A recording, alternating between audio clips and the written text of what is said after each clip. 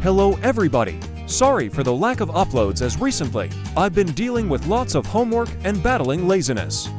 Anyways, onto the video. First up, we got Beast Handler. It was a very easy ranking since he has extremely low range and can't pop purples because his staff is enchanted with energy or something. It's extremely weak and next to useless without upgrades, so he's going in useless tier. Now onto the second tower, we got Banana Farm. This might be controversial, but if you do the math, Banana Farm generates only $80 per round, which is insane considering it costs like $1,200 or something close to that. It takes a long time to profit and is inefficient without upgrades. With that being said, now we're on the bad tier. These towers are not good, but still work. And to start of the tier, we have Mortar Monkey. Mortar Monkey is pretty bad considering its low fire rate and low damage. Although it can fire through obstacles, its constant need for micro can be annoying. Next up's Monkey Village. Monkey Village gives 10% range boost to all monkeys in its radius, with its main weakness being its range isn't really the best, and it costs $1,000 to $100, which is an insane amount. Oh, poor Sniper. He seems like he would be in decent tier, but he isn't, since even though he does deal to damage and has map-wide range, he can't shoot through obstacles and struggles against swarms of balloons due to his low fire rate. Now we got the lead popping duo. They're used mostly to pop leads, and that's it. The main issue is that they just aren't the most reliable towers since they are a bit high in terms of cost. Now we are on the decent tier. These towers are not good, but not bad, and are the average tier. To start off, we have Ninja Monkey. Its damage isn't that good, and it's a bit expensive, but the camo popping power is pretty good. On to Druid and Tack Shooter. These two are different towers, but are quite similar. Both towers have multi-shot and low pierce, with Tack Shooter suffering from low range and Druid suffering from low pierce, which can be an issue against swarms of balloons. Next tower is Ice Monkey. It's a bit on the pricey side and has abysmal attack speed, and the frozen balloons can't be popped.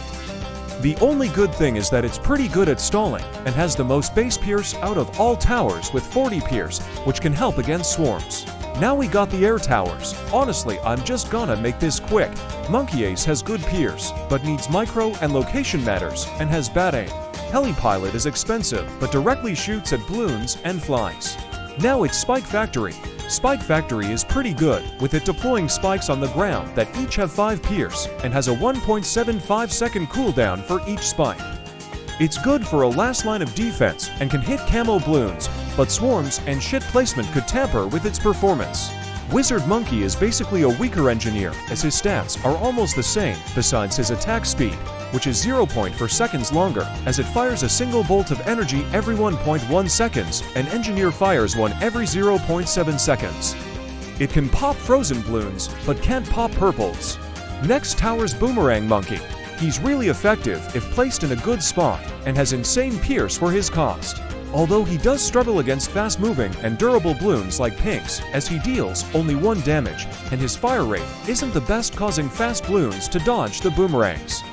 Now we're on one of my most favorite towers. We got Super Monkey. Super Monkey is the strongest tower in the game, and throws tons of darts at hypersonic speeds, firing 1 dart every 0.0 for 5 seconds, or 22.22 darts a second. Its primary weakness is the price. Last tower for decent tier is Engineer Monkey. Engineer Monkey is Wizard Monkey, but better due to his fast fire rate and good pierce, and is somewhat cheap and has decent range. Now we are on either one of the most favorite or most hated towers in the game. We got Glue Gunner. He's good high range, average fire rate, and slows balloons down by 50%. He has low pierce though, which can be an issue against swarms. One way to maximize his pierce is to set him on strong targeting priority. This can be useful against pinks, which move very fast and are hard for monkeys to pop, but the glue makes them vulnerable and much easier to pop. Now we are on the first water tower, which is Monkey Buccaneer. It's got 2 separate cannons, good pierce, and lots of range for a price of only $400. It is extremely good, with its biggest downside being it needs to be put on water, but that's it. Now we have the Dartling Gun. It's very powerful, with it firing 5 shots a second and basically being a mini Super Monkey. Although it does fire less shots per dollar than Super Monkey, it has map-wide range, but the darts do have deviation. Overall, Dartling Gun is just very powerful. For the final tower of this category, we have Mermonkey. Before you dislike bomb my video, hear me out. Mermonkey's got a special property in its projectile where it basically has multiple stages. In a nutshell, Mermonkey's trident is like to projectiles and has 6 pierce in total. When Mermonkey's projectile hits a balloon, the main trident loses 1 pierce, and it creates a staff where it does a radius damage and has 3 pierce and deals 1 damage. Since the main trident has 2 pierce, that means it can make 2 staves that have 3 pierce, which is 6 pierce total. Thank you for watching this far. We're on the last tier, so don't click off now. For the second to last, we got Dark Monkey.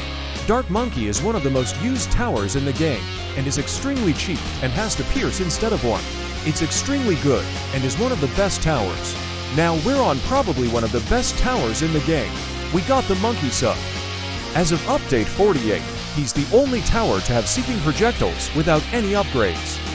His attack speed is about the same as NG with 2 pierce, and with seeking darts that can seek mildly. Well, that was the end of the video. Hope you enjoyed it, as I spent lots of time making it. Subscribe and watch some more videos.